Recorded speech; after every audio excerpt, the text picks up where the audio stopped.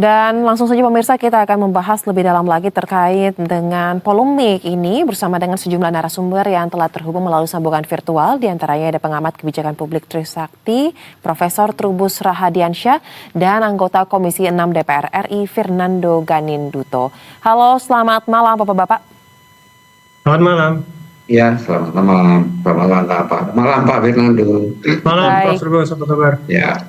Baik, saya ingin ke Pak Fernando terlebih dahulu, ingin mendapatkan perspektif dari Komisi 6 DPR terkait dengan polemik ini. Jadi kalau misalnya kita lihat ya, Pak Fernando, terkait dengan polemik yang ada soal kereta cepat ini, menurut Anda, apakah langkah yang diambil oleh Menteri Keuangan ini sudah tepat atau seharusnya seperti apa?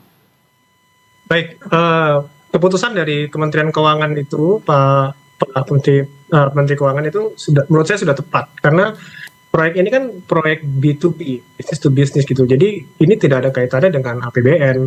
Rakyat itu tidak dibebankan oleh atas bisnis ini karena bisnis ini adalah bisnis B2B gitu. Jadi menurut saya keputusan dari Menteri Keuangan untuk tidak membawa APBN ke dalam proyek ini sudah tepat menurut saya.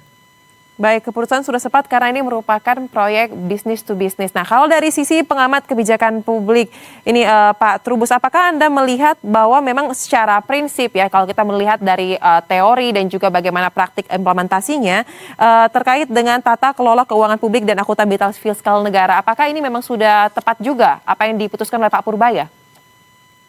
Iya, saya sepakat dengan yang Pak Fernando katakan maupun dari Pak Purbaya sendiri. Karena apa? Karena di dalam perjanjiannya itu dengan pihak Cina sendiri memang tidak ada klausul yang mengatakan bahwa pemerintah yang harus membayar terkait dengan itu, dan itu memang murni sebenarnya B2B, meskipun tentu di dalam pelaksanaannya sempat ada istilahnya uang negara yang untuk mempercepat pembangunan itu.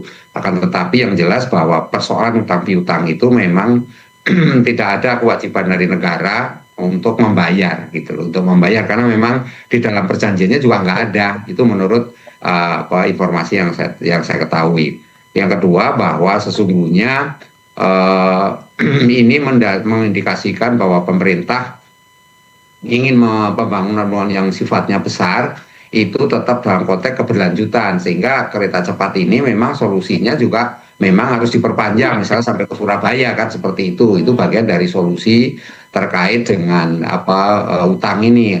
Akan tetapi yang jelas bahwa Danantara sebagai pihak yang selama ini istilahnya bertanggung jawab dalam hal ini, tentu memang mampu, punya kapasitas, karena dia utangnya kan sekitar 116 triliun dan itu tiap bulan yang harus dibayarkan cicilannya sekitar 2 triliun. Dan itu Danantara mampu, karena Danantara ini dalam tiap tahun menerima sekitar 90 triliun lebih dari adanya dividen-dividen dari BUMN itu, sehingga artinya punya cuan lah untuk membayar itu, sehingga tidak perlu ada istilahnya perdebatan.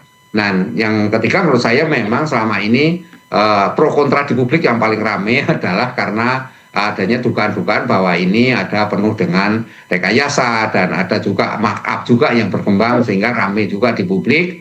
Tetapi menurut saya jawaban pemerintah yang tegas bahwa ini bukan beban APBN mendapatkan sedikit rasa lega. Sebagian publik mengatakan lega bahwa akhirnya pemerintah punya solusi, meskipun apa yang disampaikan oleh Pak Prasetyo, Pak Mensesnek ya dalam hal ini mengatakan masih dicari solusi yang terbaik seperti apa, dan pihak Danantara dalam hal ini Pak Rosan juga sudah menyampaikan akan dicari skema yang terbaik seperti apa. Nah, karena itu menurut saya hal-hal yang kedepannya harus dipikirkan adalah mengenai tiket ini, karena tiket itu dihitung-hitung kan sebenarnya 2024 ya terkumpul tiket 1,5 triliun kira-kira seperti itu. Artinya kalau untuk cicilan 2 triliun ya memang nombok gitu ya, nombok. Nah, inilah yang kemudian seperti disampaikan oleh direktur KAI ini waktu di DPR kan disampaikan bahwa ini memang selama ini nombok operasionalnya dari DPR ini. Tapi perlu ketahui bahwa publik sendiri sebenarnya senang menikmati ada kereta cepat ini, walaupun pendek jaraknya, tapi setidaknya masyarakat animonya cukup tinggi dalam hari-hari tertentu ya. Jadi kita juga akui itu semua, terlepas dari adanya masalah, sejumlah masalah yang memang namanya kebijakan itu harus dipikirkan adalah keberlanjutan, bukan sifatnya jangka pendek ya. Kalau memang jangka pendek memang ini banyak masalah, bahkan ada yang mengusulkan supaya di stop saja solusinya gitu kan. Ini kan pemikiran-pemikiran yang sifatnya jangka pendek. Kalau kita berpikir keberlanjutan dalam konteks kebijakan publik, maka ini supaya berlanjut karena itu supaya ada istilahnya benefit yang lebih banyak. Itu pemerintah harus mengupayakan sampai ke tingkat yang jauh, dalamnya sampai ke Surabaya misalnya. Jadi jaraknya itu diperpanjang, tidak hanya jarak sampai Padarang. Begitu Mbak. Baik, nah Pak Vinanduto, kalau kita simak juga bagaimana statement yang disampaikan oleh Menteri Keuangan usai rapat yang dilakukan pada hari ini bersama dengan Dewan Pengawas Danantara. Pak Purbaya mengatakan mereka dalam tanda kutip ngotot agar pembayaran terkait dengan utang ini digunakan dari dana APBN. Padahal tadi sudah sempat disinggung oleh Pak Trubus ya, bahwa sebenarnya kalau dilihat mampu saja nih oleh Danantara untuk membayar terkait dengan utang. Karena kan dividen itu kalau tidak salah datanya boleh dikoreksi ya Pak ya, 90 triliun sementara utang per bulannya 2 triliun. Pertanyaan saya, selama ini Komisi 6 DPR rapat bersama dengan Danantara, mengapa sepertinya terkait dengan persoalan ini mereka sepertinya memiliki concern agar terkait dengan hal ini Kementerian Keuangan saja yang take over, mereka tidak memiliki bagian dalam hal ini? Baik, jadi kalau tadi mengenai masalah ngotot, saya nggak tahu ya, karena saya nggak ikut dalam rapat yang hari ini yang terjadi gitu. Cuman yang pasti RKT yang disampaikan dan antara kepada Komisi 6 itu kita akan membereskan 28 sektor bidang di dalam BUMN gitu. Salah satunya adalah ini. Jadi nggak usah khawatir, dan antara harus bertanggung jawab atas apa yang terjadi di KCIC hari ini gitu. Dan banyak solusinya Mbak sebenarnya, kan yang kami lihat kan ada dua hal nih Pak. Yang pertama adalah kita mempunyai bunga yang sangat besar yang kita harus bayar, yang itu membuat akhirnya KCIC ini rugi. Yang kedua juga sales kita juga tidak mencapai target ya, kita hanya 50% gitu. Jadi dua hal ini harus bersamaan kita selesaikan gitu. Bunga kita harus turunin, sales kita harus naikin gitu. Nah gimana caranya? Itu Danantara udah sangat paham sekali untuk melakukan hal ini, karena mereka kan mengurusin 1046 BUMN hari ini gitu, dan satu persatu diurai permasalahannya dan diselesaikan masalahnya satu-satu gitu. Jadi saya rasa Danantara dalam hal ini mereka nggak boleh melempar ini ke APBN, karena yang tadi Prof. Trubus sudah katakan ya, ini B2B gitu, jadi nggak ada urusan dengan APBN. Jadi Danantara harus berpikir harus gimana caranya supaya KCC ini harus terus berjalan gitu, karena kan kita kan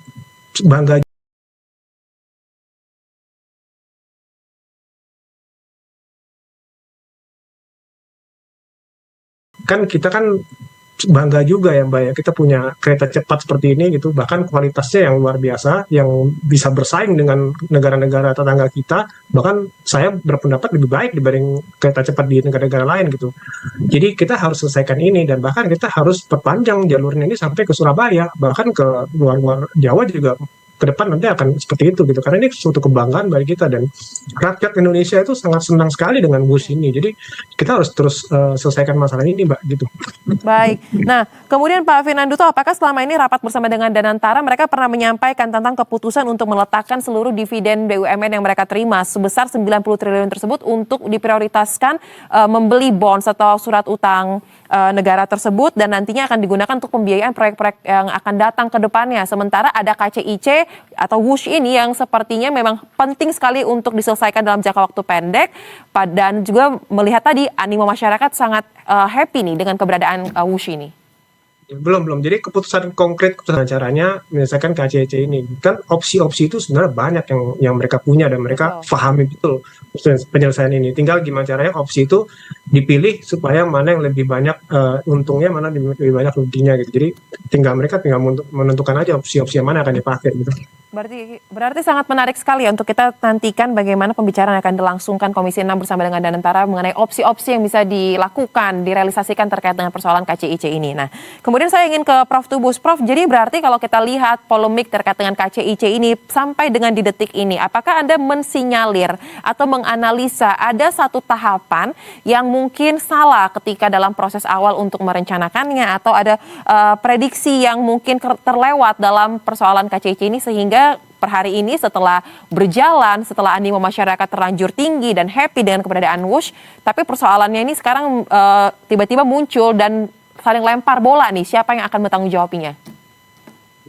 Iya, memang ini kan proyek pertama kalinya sejak awal memang sudah ya ada sisi politiknya lah di mana pada waktu itu gagasan ini dikeluarkan melalui Menteri Perhubungan waktu itu Pak Ignatius Jonan ya waktu itu kan ditolak karena dianggap tidak visible, bahkan termasuk juga rekan saya Pak Agus Pambagio sebagai pengamat yang kemudian juga sampai dipanggil oleh presiden waktu itu karena menyatakan juga tidak visible mengenai itu dan berbeban berat, dan sampai malah menyatakan sesungguhnya idenya dari siapa. Nah itu dikatakan dari presiden sendiri gitu. Jadi ini kan mengindikasikan bahwa memang ada polemik sejak awal. Yang kedua, sesungguhnya ketika dari Jepang yang awalnya G2G kemudian diambil alih dipindah ke Tiongkok, ini kan belum ada keterbukaan informasi secara utuh sebenarnya di publik itu. Nah,